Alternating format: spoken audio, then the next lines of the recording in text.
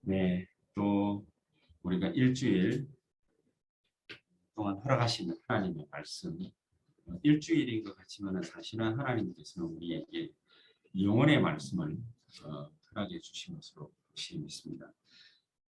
오늘 읽은 본문에도 보니까 모세 나이 120세에 이러한 일을 했다라고 말씀을 갖다가 하고 있습니다.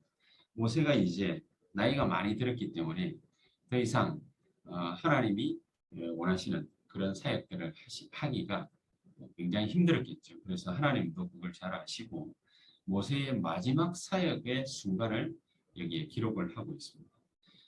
사람이 나이가 들다 보면은 여러 가지 생각도 또 바뀌게 되고 또 몸도 자유롭지 못하고 그런 것이 있습니다만 모세가 나이가 120까지 됐음에도 불구하고 모세는 눈이 흐려지지 않았다. 하나님의 은혜지. 그 정도로 열정적으로 하나님을 섬겼던 사람이 모세입니다. 그러나 모세가 지금까지 했던 모든 사역보다 더 확실하고 더 명확하고 더 큰 사역을 오늘 하고 있는 모습을 볼 수 있습니다. 그게 뭐냐? 모세가 자기 뒤를 이어서 가나안 땅 들어가서 이스라엘 백성들을 섬기면서 가나안을 정복하는 그 임무를 완수할 일꾼을 세우는 그런 시간입니다. 그 중심에 있는 인물이 여호수아이죠. 여호수아와 더불어서 하나님은 또한 갈렙을 세우십니다. 여호수아를 먼저 세우고 가장 위험한 순간, 절체절명의 위기의 순간에 하나님은 또 갈렙이 등장하게 하십니다. 그렇게 해서 여호수아 갈렙을 세우셔서 하나님은 이스라엘 백성들로 하여금 가나안 땅을 정복해 하셨는데 단순하게 여호수아 갈렙 섬겼다 이렇게 볼 문제가 아닙니다. 사실은. 왜냐하면 갈렙은 여호수아의 친구인 것은 우리가 잘 알고 있습니다. 그러나 사람이 끼리끼리 논다고요. 이 갈렙이 엄청난 하나님의 일꾼이거든요. 위대한 믿음의 소유자인데 그 갈렙 주변에는 얼마나 정말로 하나님 보시기에 기뻐할 만한 렘넌트 썸밋들, 그런 썸밋 친구들이 많이 있었겠습니까? 여호수아만 보더라도 갈렙만 보더라도 그런데 이 여호수아 갈렙은요 모세와 더불어서 40년 동안 광야 생활을 갖다 거치면서 엄청난 전쟁 승리를 체험한 사람들입니다. 이 두 사람만 그런 전쟁 승리를 체험했겠습니까? 아니겠지요. 분명히 이 여호수아 갈렙 옆에는 또 숱한 많은 전쟁 승리를 체험하는 하나님의 말씀 성취를 이루는 것을 보는 그런 렘넌트 썸밋 친구들이 많이 있었을 것입니다. 이 여호수아와 갈렙이 대표적으로 세움을 받았지만은 이런 렘넌트 썸밋 친구들이 많이 세움을 받는 그런 중요한 시간표였다. 그래서 우리도 앞으로 이런 축복들을 하나님이 허락해 주시지 않겠냐 그런 생각을 하고 있습니다. 왜냐 반드시 세계복음화 해야 되기 때문에. 저는 이번 주간에 이런 기도를 갖다가 계속해서 했습니다. 저는 이상하게 기도 응답 받는 게 이전부터 뭔가가 부담되면은 그게 나중에는 결국엔 깨달아져서 기도 응답으로 오더라고요. 이제 저의 좋은 루틴인지 뭐 습관이라 할 수 있겠지만 뭐 나쁜 루틴인지는 모르겠습니다만은 이게 어딘가 모르게 부담스러우면 그게 계속해서 뇌리에 남아요. 그 뇌리에 남는다라는 거는 계속해서 24시간 생각난다라는 얘기 아니겠습니까? 계속 24시간 생각나니까 결국 그게 기도로 연결돼서 기도 24 하다가 하나님 말씀 깨닫게 하시는 것 같아요. 그리고 말씀 24 되면은 그 언약 붙잡고 기도하다가 결국에는 응답 24로 그렇게 바뀌는 것 같습니다. 응답 24가 결국에는 뭐가 되어져야 응답 24가 되겠습니까? 25에 하나님의 나라 임하는 그 역사가 일어나야 그래야 그게 진짜 응답이죠. 내 능력하고는 아무 상관없는. 그래서 아마 이 여호수아와 갈렙 그리고 이 여호수아 갈렙의 렘넌트 친구들 등장하지는 않았습니다만 분명히 얼마나 많이 있었겠습니까? 이 친구들이 하나님으로부터 받은 중요한 성경적인 응답들이 무슨 응답이었냐? 우리는 이것부터 찾아낼 줄 알아야 됩니다. 하나님이 허락하신 성경적인 중요한 응답들 이걸 갖다가 모르게 되면 하나님의 시간표가 와도 오늘처럼 일꾼들을 갖다가 세우는 시간표가 와도 그게 뭔지를 모릅니다. 그러니까 대표적인 예가 뭐냐면은 가데스 바네아예요. 엄청난 출애굽의 역사를 체험하고 10가지 기적이 일어났지 않습니까? 불신자 입장에서 보면 10가지 재앙이었지만은 하나님 백성 입장에 하나님 자녀 입장에서는 이 신분과 권세를 새롭게 재창조의 능력으로 얻은 하나님의 백성들 입장에서 볼 때에는 이게 10가지 재앙이 아니라 10가지 기적이에요. 그렇죠? 10가지 기적이 모자라서 또 하나님은 홍해도 가르쳤습니다. 홍해 갈란 것이 그게 모자랐는지 하나님은 광야길 40년 동안에 엄청난 기적들을 날마다 보여주십니다. 그럼에도 불구하고 이 이스라엘 백성들이 뭐 40년은 안 봐도 가데스 바네아에서 하나님 앞에 섰을 때는 이 엄청난 광야의 기적을 2년 동안 날마다 매일 체험하던 사람들 아닙니까?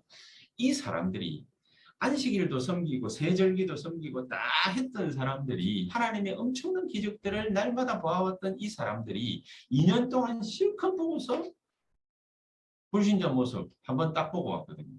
어디 가세요? 가데스 바네아에서 모였을 때에 여호수아와 갈렙이 이스라엘 백성들을 데리고서 가나안 땅 들어가서 마지막으로 만난 위기가 안악산지였어요. 위기였습니다. 그때에 아무도 나서는 자가 없었는데 갈렙이 나섰어요. 딱 고기를 간 겁니다. 고기를 딱 갔는데 어땠습니까? 우리는 메뚜기와 같다. 우리는 메뚜기와 같다. 제 모습이에요. 우리는 메뚜기와 같다. 아마 모세의 모습이었을 거예요. 내가 어떻게 갈 수 있겠습니까? 어디에요? 애굽에. 애굽이 아니지요. 어떻게 보면은 바로왕 앞에. 하나님이 콕 집어 얘기했거든요. 이스라엘 백성들을 데리고 나와야 되니까 너가 바로왕 앞에 가라 그랬습니다. 제일 모세에게 두려운 게 뭐였습니까? 바로왕 앞에 가는 거였습니다. 저 여러분들이 제일 두려운 게 뭡니까? 제일 염려되는 게 뭡니까? 제일 하기 싫은 게 뭡니까? 제일 걱정스러운 부분이 뭡니까? 하나님은 콕 집어서 모세에게 바로왕 앞에 가라. 바로왕 앞에 가서 내가 내게 전달하는 말을 바로왕에게 전달해. 말까지 전달하랍니다. 그냥 몰래 갔다가 나오는 것이 아니라 말까지 전달하라고 합니다. 또 뭐 어떤 모습이 상상이 떠오르지요. 왕될 걸 갖다가 이미 다 임명장까지 받은 다윗을 그 아버지 이새가 어디에 보냅니까? 그 위험한 전쟁터에 보내서 뭐까지 받아오라고 합니까? 증표를 받아오라.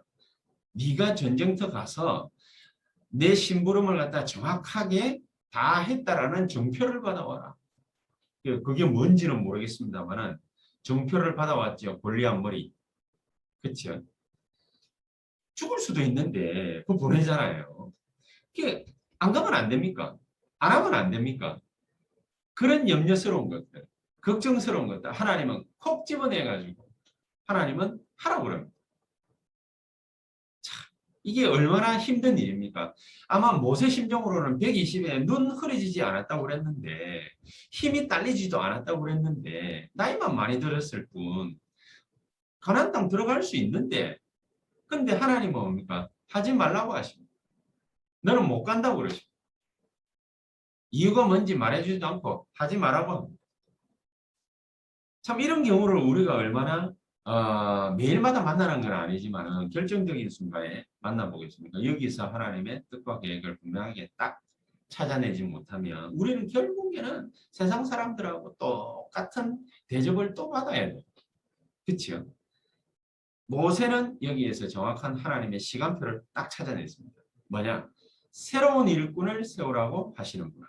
내보고 들어가지 말라. 그 말은 네가 이제 수명이 다 됐으니까 너 이제 필요 없으니까 너는 이제 일꾼으로 쓰기에는 좀 거시기하니까 너는 이제 못해. 그게 아니라 하나님의 계획, 절대 계획을 모세는 딱 찾아냈어요. 그게 뭐예요? 후대를 세울 시간표구나. 후대를 세울 시간표. 정체되어 있어요. 후대를 세울 시간표구나. 그렇죠? 이스라엘 백성들이 40년이 지났는데 하나도 바뀐 게 없어. 전체가 하나도 바뀐 게 없어. 가데스 바네아에서 38년 전에 했던 행동 그대로를 또 하고 있는 거예요. 그러니까 하나님이 모세에게 깨달음을 딱 주십니다. 모세는 하나님 앞에 절대 계획을 또 찾아냅니다. 어떻게 해요? 올바른 후대를 세우라는 하나님의 절대 시간표를 정확하게 딱 찾아냅니다. 그렇습니다. 모세는 어떻게 하면 세계복음을 할 수 있는지 모세는 그 순간에도 잘 알고 있었겠지만 그 순간에도 하나님의 응답의 시간표를 딱 찾아냅니다. 여러분 이게 우리에게 필요합니다. 그렇죠? 이게 우리에게 필요합니다. 성경의 가장 중요한 응답을 우리가 받으려면 우리가 진짜를 갖다가 볼 줄 알아야 되는 거죠. 그래서 모세는 뭐부터 했냐? 모세는 40년을 그 이전에는 하지 않던 거, 못하는 거, 그걸 모세는 광야길을 40년 동안에 간절히 하나님 앞에 회복한 겁니다. 그게 뭐지요? 보좌의 응답과 축복을 회복. 하나님은 우리가 기도하자마자 응답하시는 하나님이십니다. 어떻게 응답하십니까? 주의 천사를 보내십니다. 우리 기도하기만 하면 무조건 보내십니다. 아니 뭐 보낼 필요도 없어요. 왜냐하면 우리 옆에 있으니까. 우리 옆에서 천사가 데모하지 않는 이상 우리 옆에 있는 거예요. 천사들은 가만히 앉아 있느냐 안 그러면 날갯짓을 하느냐 돌아다니느냐 그건 누구에게 달렸냐? 우리에게 달렸냐. 그렇죠. 그렇지 않겠습니까? 우리가 아무 일도 안 시키면 천사는 하는 일이 없어. 보좌의 응답이 이미 우리 앞에 와요. 이거를 갖다가 다윗은 잘 알고 있었기 때문에 시편 103편 20절에서 22절에 여호와의 말씀을 이루는 너희 천군이여. 그러니까 늘 날마다 이 축복을 누린 거예요. 말씀을 이루는 천사들이요. 이 축복을 갖다가 누리니까는요. 하나님은 우리의 쫄개가 아닙니다. 하나님은 우리의 심부름꾼이 아닙니다. 일꾼이 아닙니다. 그런데 우리가 기도하는 그 시간에는요. 누가 역사하시게 돼 있냐. 엄청난 능력을 가지고 계신 그 성령 하나님께서 역사하시게 돼요. 그리고 심부름꾼을 보내게 돼 있는 시공간 초월하는 그 축복이 나타나게 돼 있다. 그게 바로 뭡니까? 우리의 기도하는 시간. 우리가 이 말씀 붙잡고 기도하는 시간이 사실은 엄청난 시간입니다. 그리고 유 목사님 늘 하시는 얘기가 그거 아닙니까? 237을 어떻게 우리가 갈 수 있겠냐? 237에 그렇죠. 근데 갈 수 있는 방법이 있다. 그게 뭐냐? 그게 바로 빛을 비추는 것이다. 237에 빛을 비추는. 아니 빛이 말이죠. 저 몇 킬로 떨어져 있는데도 그래도 거기에 뭡니까? 불빛 조그만한 거 있잖아요. 라이터 불 그런 것도 발견이 되어져요. 빛이란 그런 겁니다. 깜깜하면 깜깜할수록 빛은 더 밝아요. 그래 희미한 빛인 것 같아요. 사실은 뭡니까? 우리가 이렇게 군대 갔다 온 사람들은 막 위장한다고 뭐 얼굴에 뭐 바르고 막 이렇게 밤에 이동하고 하는 거 해보신 분들 계시잖아요. 왜 얼굴에 뭐 바릅니까? 이것도요 빛나는 거예요. 이 얼굴에 이 빛도 이 기름기 낀 이 빛도요. 이게 저기 멀리서 봐도요 적군이 보이는 거예요. 그래서 위장을 하는 거예요. 희한하지? 안경 낀 거 있죠? 이거 아무것도 아니잖아요. 투명 안경이잖아요. 근데 이것도 뭡니까? 달빛에 반사되면 반짝하는 그게 빛이에요. 237을 어떻게 깨울 수 있느냐? 237의 복음을 갖다가 어떻게 우리가 증명할 수 있냐? 빛, 그 역사가 있는 거예요. 그게 전도입니다. 그렇죠? 그 우리가 이런 시대에 비대면 시대에 함부로 사람도 못 만나고 대학도 못 들어가고 사람들하고 이제 저녁 6시 이후에는 다락방도 못해요. 맨투맨밖에 안 돼. 1대2, 1대1로 앉아가지고 2명 그 뭡니까 이상으로 이제 3명부터 못 모이게 돼 있습니다. 이런 시대에 어떻게 우리가 복음을 제대로 전가할 수 있겠습니까?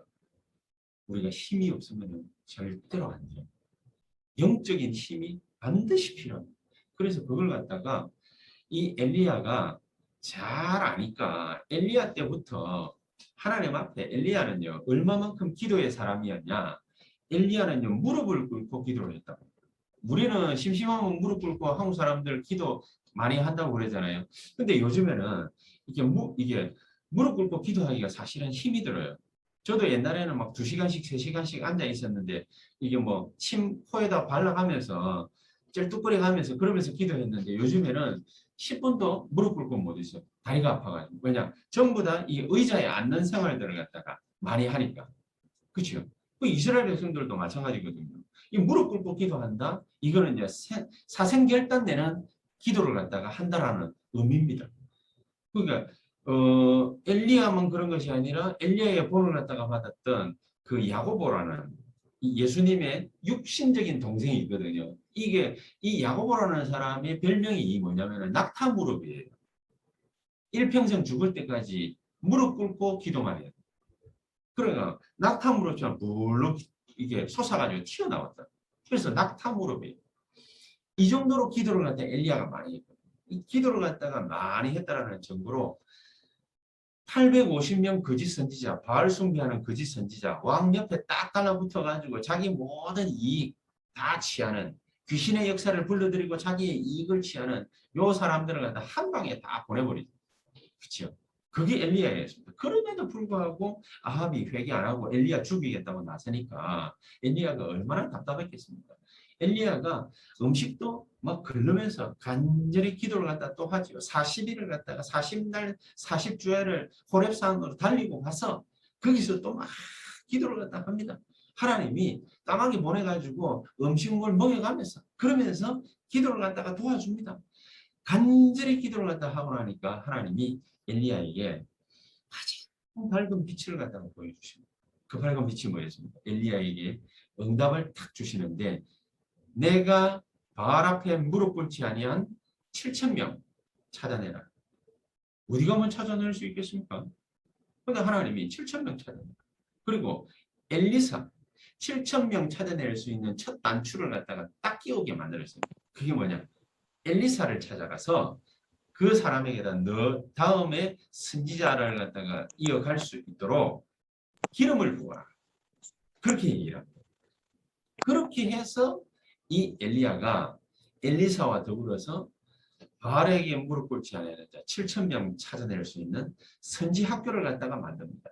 길갈에도 만들고 여리고에도 만들고 요단에도 만들고 베델에도 만들고 나중에는 그거 개성해가지고 엘리사가 어디에다가 말씀 운동을 갖다 일으킵니까? 도단성에다가 말씀 운동을 일으킵니다.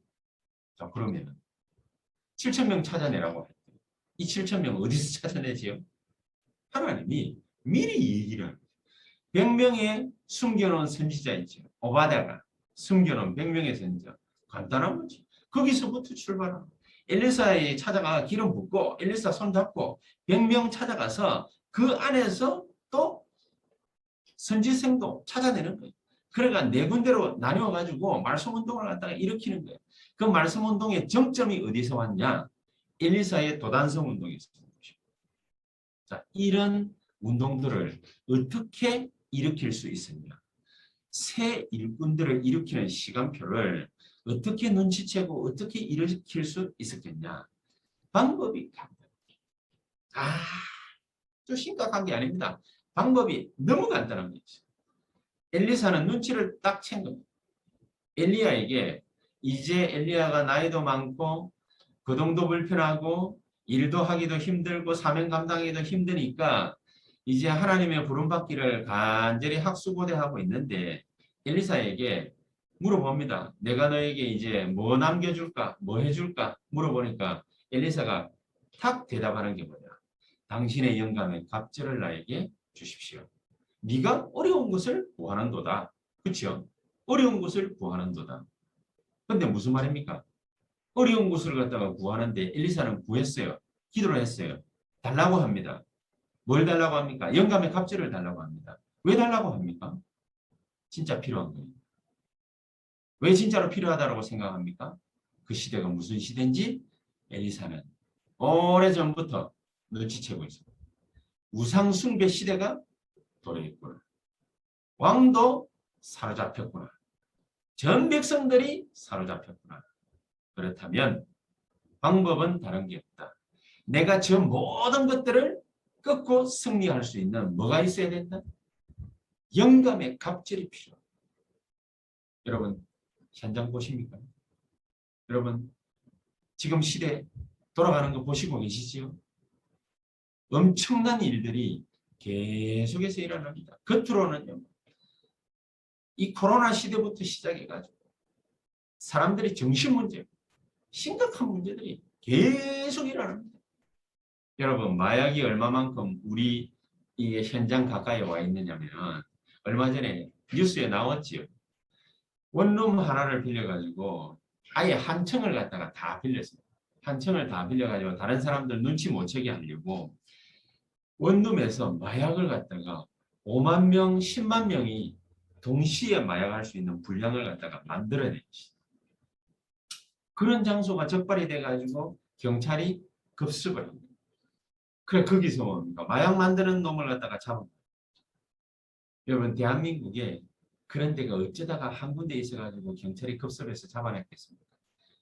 어마어마하게 많은 수많은 사람들이 정신적으로 육신적으로 피폐해져 있는 어떻게 할 수가 없는 거예요. 여러분 우리 자신도 피폐해져 봐야 우리가 기도해야 되겠습니까? 절대 그럴 수 없습니다.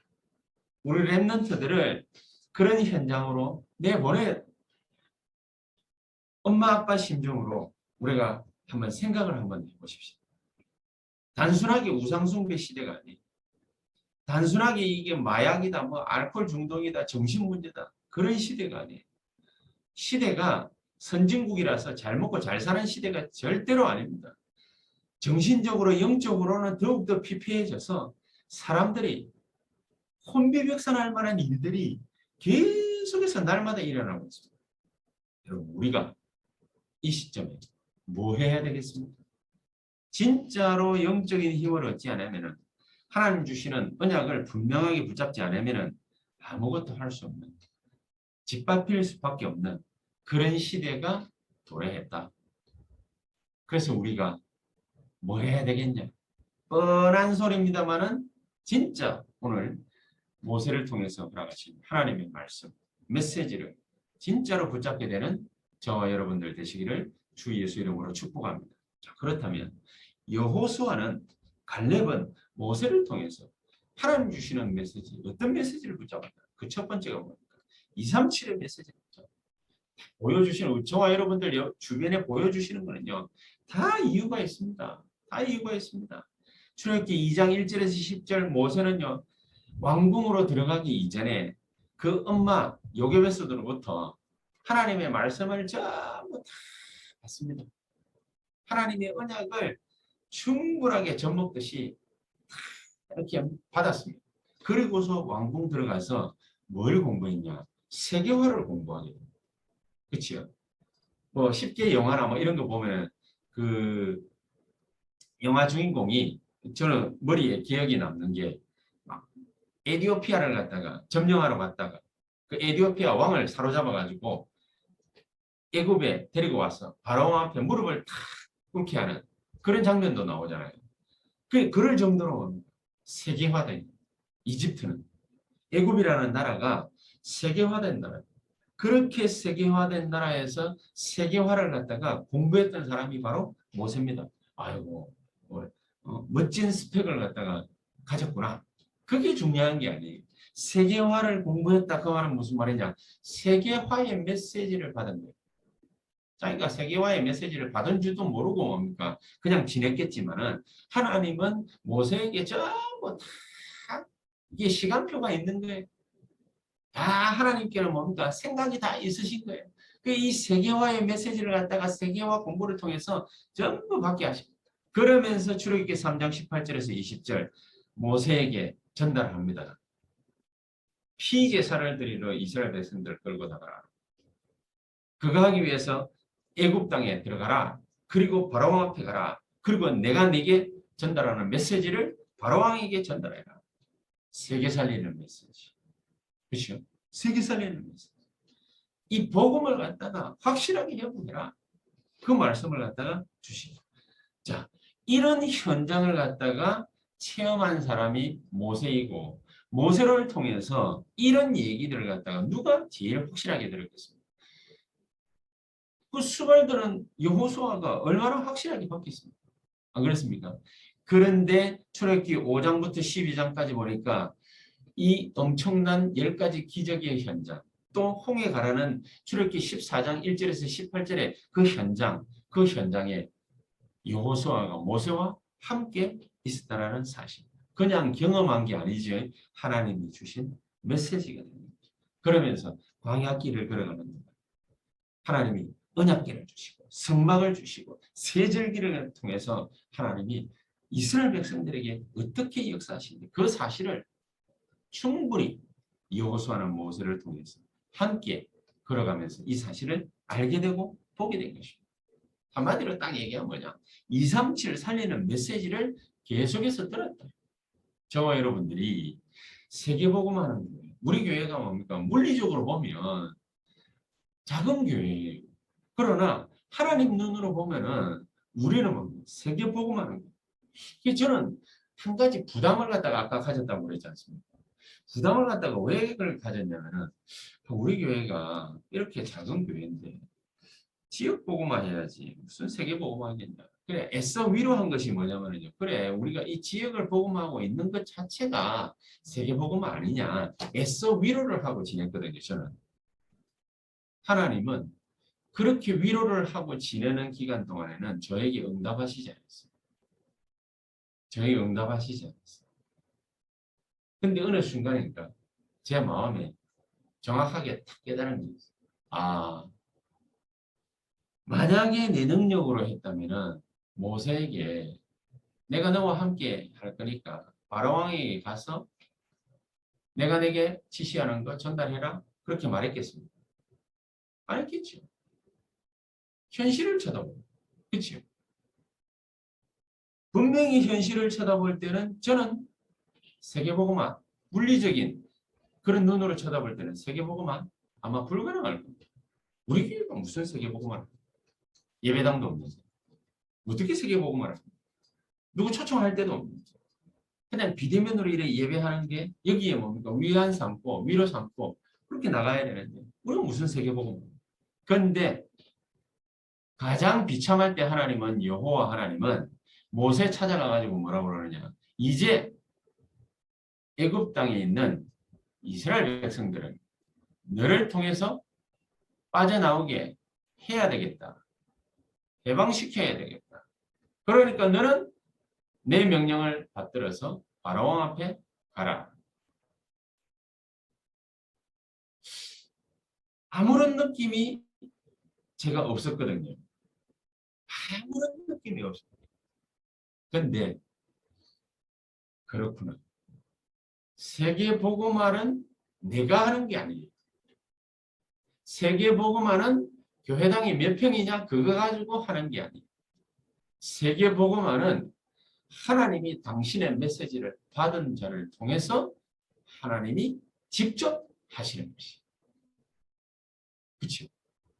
그러니까 주는 그리스도시요 살아계신 하나님의 아들이신다 고백했음에도 불구하고 제자들에게 예수님이 부탁합니다. 나가서 내가 그리스도인 것 다른 사람한테 얘기하지 마.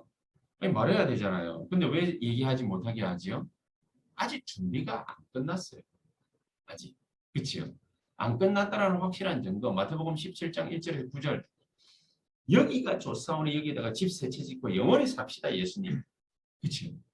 그 본 모습이 뭐냐면은 예수님이 골고다 언덕 끌려가기 이전에 이제 재판하러 바리새인들 앞에 있는데 대제사장 앞에 있는데 그 옆에서 여종 하나가 너 예수 추종자 아니야? 예수 제자 같은데? 그러니까 맹세를 하면서 쌍욕을 하면서 아니다라고 부인을 하죠. 그게 성령 충만 못 받은 하나님의 능력을 못 받은 베드로의 모습이에요. 이 성령 충만을 하나님이 직접 주시겠다. 영감의 갑절이 우리에게 필요하다. 세계복음화는 내 능력으로 하고 내 지식으로 하는 거 아니다. 하나님이 주신 말씀을 통하여 하나님이 역사하시는 성령의 충만함을 통하여 그렇게 하나님은 자기가 직접 우리를 통해서 하시는 것이다. 237의 메시지가 있어요. 237의 메시지. 그렇지. 하나님은 세계복음화를 이 말씀 받은 자를 통해서 하시는 것입니다. 그리고 두 번째, 하나님은 미래 치유의 메시지를 이스라엘 백성들에게 던져주십니다. 미래 치유. 앞으로 올 일들을 갖다가 하나님은 잘 아시잖아요. 그렇죠? 그럼 잘 아시기 때문에 여호수아에게 당부하고 부탁하십니다. 담대하라. 두려워하지 말라. 여호수아 1장 1절에서 9절. 이 땅을 내가 너희에게 이미 주었다. 내가 모세와 함께 있었던 것 같이 너와 함께 있겠다. 그러니 담대하고 두려워하지 말라. 말은 했지만 여호수아가 어떻게 믿는지, 어떻게 확신하고 있는지 어떻게 알겠습니까? 그러니까 여호수아 3장 1절에서 13절에 여호와 하나님이 여호수아에게 명령을 하십니다. 언약궤 맨 제사장들이 요단강에 발을 담그라. 그렇지? 먼저 담그면 그러면은 하나님이 역사하시겠다. 요단강에다가 제사장들이 언약궤 메고 발을 갖다가 담그니까 강 한복판에 들어가니까 빠져 죽을지도 모르는데 강 한복판에 들어가니까 언약궤 따라 이스라엘 백성들이 움직이니까 그러니까 물이 두 쪽으로 쫙 나뉘어져. 그렇지? 바로 이거. 하나님의 말씀 따라 언약 따라 가는 것이다. 우리가 단 한 번도 가보지 못한 이 길을 어떻게 갈 수 있느냐? 세계복음화를 어떻게 합니까? 언약 따라 가면 되는 것이다. 언약궤 따라 가라. 그렇지? 언약궤 따라 갔는데 여호수아 6장 여리고가 딱 버티고 있습니다. 여호수아 6장 1절에서 20절에 아무 말도 들리지 말라. 입도 뻥끗하지 말라. 입 밖으로 말도 내지 말라. 무슨 말입니까? 6일 동안 아무 말도 이스라엘 백성들로 하여금 하지 말아라. 여러분 교회 안에서, 교회 밖에서, 일하면서, 직장생활하면서 사람 소리 얼마나 많습니까? 사람 눈치 보는 거 얼마나 많습니까? 그것만 안 해도 돼. 교회 안에서, 교회 밖에서, 직장생활하면서, 산업 현장에서, 사업하면서 사람 소리, 사람 말, 사람 눈치 얼마나 많이 봅니까? 얼마나 많이 듣습니까? 그것만 안 해도 돼요. 근데 우리가 불신자입니다. 그것만 안 하고 가만히 꾹꾹꾹꾹 참고 있게? 아니지요. 우리가 할 말은 있어요. 그러나 네 입 밖으로 말을 들리지 말라. 입 있는데 어떻게 말을 안 합니까? 그 말은 기도해라. 그치? 기도해라. 말씀 따라가라. 그리고 기도해라. 그러니까 여리고가 한순간에 와르르 무너져. 이거는 요단강 갈라지고 여리고 무너지는 게 문제가 아닙니다. 이스라엘 백성들의 그토록 오래된 그 갈등의 원인, 그 불신앙의 원인을 치유하는 날입니다. 그렇지 않겠습니까? 정말로 430년간 노예살이하던 그 근성이 있죠. 그거를 치유하는 날. 아무 말도 들리지 말라. 입 밖으로 불신앙, 사람의 말, 사람 소리 내지 말라. 입 다물고 기다리라 그 말입니까? 아닙니다. 그 말이 아니라 입 다물고 우리가 해야 될 게 하나가 있어요. 그래서 명상하고 묵상은 달라요. 명상은 뭡니까? 아무 생각도 하지 말라. 네 생각을 지우라고 말해요. 지워가지고 어떻게 삽니까? 멍 때리고 있으라 그 말이죠. 얼마 전에 무슨 텔레비전 보니까 허영만에 일어나는 만화가 나와가지고 멍 때리는 거 자기가 뭡니까? 하루에 한 번씩 한다는 멍하게 한 번씩. 인간이 그래집니까? 그래만 해도 엄청난 일이 일어나는데 근데 하나님의 말씀 가지고서 우리가 멍 때리고 있을 이유가 뭐가 있습니까? 하나님의 말씀인데 우리가 어떻게 하면 받을 수 있습니까? 그거 아닙니까? 그게 명상과 다른 묵상이죠. 하나님의 말씀을 가지고서 우리가 어떻게 쫓아가면 됩니까? 기도. 그래서 언약 기도. 그렇죠? 그러면은 흑암이 와라로 무너집니다. 이 미래 치유의 역사. 우리에게 하나님은 말씀을 통해서 약속하십니다. 그리고 세 번째가 뭐? 서밋을 준비하는 거죠. 서밋. 237의 메시지를 받고 미래 치유를 준비를 하고 서밋을 준비를 하는 것이다. 어떤 서밋을 말하는 것입니까? 하나님은 이스라엘 백성들이 가나안 땅을 갖다 탁 들어가는데 두 집단을 만나게 하십니다. 첫 번째 집단이 어떤 집단이지요? 여호수아 10장의 아모리연, 그리고 여호수아 14장의 누굽니까? 아낙산지의 거인들 만나게 하십니다. 무리수를 갖다가 하나님이 두시는 것 같습니다. 저런 일들을 만나면 우리가 과연 승리할 수 있겠냐? 우리가 저런 일들을 앞두고서 어떻게 우리가 이길 수 있겠냐? 우리가 성공할 수 있겠냐? 이 힘든 문제를 어떻게 해결할 수 있겠냐? 두렵고 떨리기도 합니다. 그러나 하나님은 아모리 연합군을 이스라엘 백성들 목전에 딱 두십니다. 목전에 두고 하나님은 어떻게 역사하십니까? 우리를 괴롭히는 게 아닙니다. 싸움이 벌어지고 전쟁이 벌어지는 거 우리를 괴롭히는 게 아닙니다. 하나님은 이때 전무후무한 응답을 우리에게 허락하시는 거죠. 이 정도를 알아야, 하나님의 능력으로 싸우는 법을 알아야 가나안 땅을 정복할 수 있지 않겠습니까? 그랬다라는 확실한 증거, 전무후무한 응답을 받는데 이스라엘 백성들이 여호수아 14장 가면은 아낙산지 앞에서 다 얼어붙어 버려요. 봤는데, 얼마 전에 조금 전에 봤는데 아모리 연합군은, 이 아모리 연합군이 이스라엘 백성들의 칼날에 죽은 자보다 하늘에서 떨어진 우박으로 죽은 자들이 더 많다고 그랬어요. 분명히 봤어요. 봤는데도 이스라엘 백성들이 아낙산지 앞에 딱 가니까 바로 얼었고, 과연 정복할 수 있겠냐? 이때 나타난 인물이 누굽니까? 갈렙.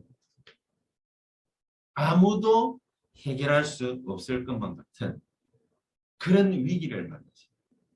이제 죽음의 위기를 만났습니다. 하나님은 무슨 일을 벌이시느냐? 여호수아를 도와 가나안을 정복할 갈렙을 하나님은 세우신 거죠. 그냥 불러가 여호수아 세우듯이 세운 게 아니라 하나님은 아낙산지 앞에서 갈렙을 등장시키시고, 그리고서 아낙산지를 정복하게 합니다. 여러분들이, 제가 가나안 땅을, 세계복음화를 어떻게 정복하고 세계복음화를 어떻게 할 수 있겠습니까? 하나님이, 우리 교회는 어떻게 하면 정말로 하나님이 원하시는 교회가 될 수 있겠습니까? 아마 힘들 것입니다. 아마 힘들 겁니다. 우리 교회가 뭘 갖다 한다? 아마 힘들 겁니다. 임마누엘 교회는 원타임 패스 교회를 갖다가 만든다고 그러거든요.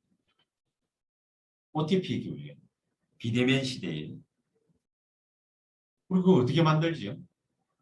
거기는 인물도 있고 인력도 있고 장비도 있고 시설도 있고 돈도 있고 다 있으니까 만들 수 있겠다 보지만은, 우리는 원타임 패스 시대를 어떻게 대비하지요? 이 비대면 시대를 갖다가 우리는 이 줌으로서 이것만 하면 됩니까? 우리 어떻게 하지요? OTP 시대를 갖다가 대비를 제대로 해야 될 이유가 뭐라고 그랬습니까? 이 목사님이. 유명한 연예인들, 정치인들, 사회에 심각한 범죄를 저지르는 그런 사람들, 과연 교회에 이런 시설들이 있으니까 와서 예배드리다가 은혜 받으라 올 수 있겠냐? 이렇게 되물었습니다. 아마 불가능할 거다.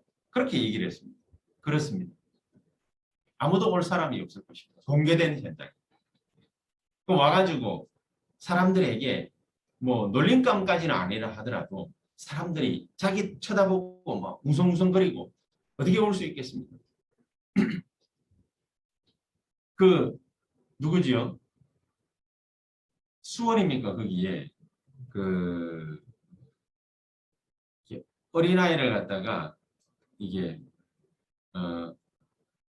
성범죄 저질러 가지고 십몇 년 살다가 작년입니까? 감옥에서 나온 사람이 있지 않습니까? 네, 조두순. 조두순이 만약에 복음을 받아가지고 회개를 했어요. 조두순 교회 나올 수 있겠습니까? 사람들의 세간의 그 엄청난 시선을 받아가면서 조두순 교회 나올 수 있겠습니까? 강호순인가 뭔가 뭐 그 사람들, 이런 심각한 사회 범죄를 갖다가 저지르는 사람들, 그런 사람들 나올 수 있겠습니까? 평생을 갖다가 밑에 전자 발찌 차고 돌아다녀야 되는 그 사람들이 교회 나올 수 있겠습니까? 아마 정말로 힘들 거라. 그런 생각이 되어집니다. 저는 그런 생각이 들었습니다. 아, 내가 이런 사람들을 전도할 수 있다. 생각 자체가 저는 사치라고 생각했거든요. 그리고 내가 할 수 있다? 좀 오만방자하다? 그건 좀 지나치더라도 참 교만하다? 뭐 주제에 내가 할 수 있겠나? 뭐 이런 생각들을 갖다가 꽤 많이 했습니다. 그래서 그냥 적당하게 지역에서 복음화하고 복음 전하고 뭐 적당하게 교회 키우고 그래서 뭐 전 세계 237 나라에 세계 복음화하러 우리 장로님들하고 그러니까 중직자들하고 같이 나가고 사람인들 돈 벌어가지고 선교 헌금하면 그거 가지고서 많은 해외에 우리 선교사님들 도와주고 뭐 이렇게 하면 되지 않겠냐. 저는 그렇게 생각했거든요. 하나님의 생각은 다르신 것 같습니다. 모세에게 나타나서 바로왕 앞에 가야 되지 않겠냐. 이렇게 말씀하신 하나님은 좀 다르신 것 같습니다. 여호수아에게 그 수많은 불신앙들을 가지고 있는 이스라엘 백성들을 끌고 가나안 땅 들어가야 될 것이다 말하는 하나님은 좀 다른 생각을 하고 계신 것 같습니다. 그래서 우리에게 뭐가 필요할까? 고민을 많이 해봤거든요. 정말로 저 우상 숭배 시대가 도래했기 때문에 우리가 할 수 없다라는 것을 너무나도 지극히 잘 알고 있기 때문에 하나님 나에게 우리 교회에 새벽기도 할 때마다 수요예배 드릴 때마다 이제 앞으로 금요철야 치유운동 벌일 때마다 우리가 주일날 이렇게 비대면으로 모일 때마다 하나님 나에게 성령의 충만함을 허락해 주시옵소서. 엘리사가 엘리야에게 그렇게 말했듯이 하나님 나에게 영감의 갑절을 허락해 주시옵소서. 나는 하나님 주시는 힘이 아니면 할 수 없습니다. 아마 예수님께서 이것을 바라보시고서 마태복음 16장 20절에 내가 그리스도인 거 아무에게나 말하지 말라. 그렇게 얘기하지 않았었나. 그래서 제자들에게 마지막으로 말씀하십니다. 예루살렘 떠나지 말고 아버지께서 내게 약속하십니다. 너희에게 부어주시겠다라고 약속하신 그 성령의 충만함을 기다리라. 어디에서요? 예루살렘에서. 하나님 예루살렘에서 기다리라고 말씀하신 이유가 있었죠. 너희들만 성령 충만 받고 끝나는 것이 아니라 누구까지 영향을 줍니까? 15개 나라 디아스포라 유대인들이 예루살렘으로 몰려들 시기가 온 것입니다. 그것까지 내다보시고 하나님께는요. 다 이유가 있고 계획이 있고 시간표가 있는 겁니다. 그래서 오순절 날이 이미 이름에 그랬습니다. 그 시간표가 온 거죠. 하나님이 아마 우리에게 이 비대면 시대를 다 놓고 정말로 원타임 패스 그거 할 수 있는 그런 시대를 다 앞에다 놓고 하나님이 새언약 교회를 8년 전에 세우신 거 아닙니까? 우리에게 오직 말씀 붙잡고 성령 충만함을 갖다가 구하면은 우리를 통해서 무슨 일을 어떻게 하실지 하나님은 이미 계산해 두시고 염두에 두시고 하나님은 우리에게 지금 역사하시고 계시다. 그럼 저와 여러분들이 지금 할 게 뭐가 있겠습니까? 시스템 만드는 겁니까? 시설 만드는 겁니까? 사람 불러 모으는 겁니까? 아닙니다. 하나님 나에게 영감의 갑절을 허락해 주시옵소서. 성령의 충만함으로 나에게 역사해 주시옵소서. 그래서 결론입니다. 성령의 충만함이 오면 세 가지 버릴 수 있습니다. 애굽의 상처. 일부러 버리려고 안 해도 됩니다. 성령 충만 받고 나면 애굽의 상처는 우리의 발판이 될 것입니다. 그렇죠? 그리고 광야의 갈등. 여러분 이 광야의 갈등이 우리에게는 대단히 고생스러운 거죠. 마귀가 우리에게 딱 심으는 아주 악한 습관이거든요. 갈등. 그런데 이 갈등이 그냥 갈등으로 그치고 있으면 절대로 안 되죠. 이 갈등으로 말미암아서 교회 안에, 교회 밖에 계속해서 싸움이 일어나고 이런 거예요. 그래서 우리가 성령 충만 받아야 되는 절대적인 이유가 되는 것입니다. 왜? 마귀가 주는 거 이거 꺾고 이겨야 되지 않겠습니까? 그리고 세 번째가 뭡니까? 미래의 걱정과 두려움. 미래에 가야 될 길을 우리가 어떻게 알 수 있습니까? 모르지 않습니까? 그래서 걱정스럽고 염려스럽고 두렵습니다.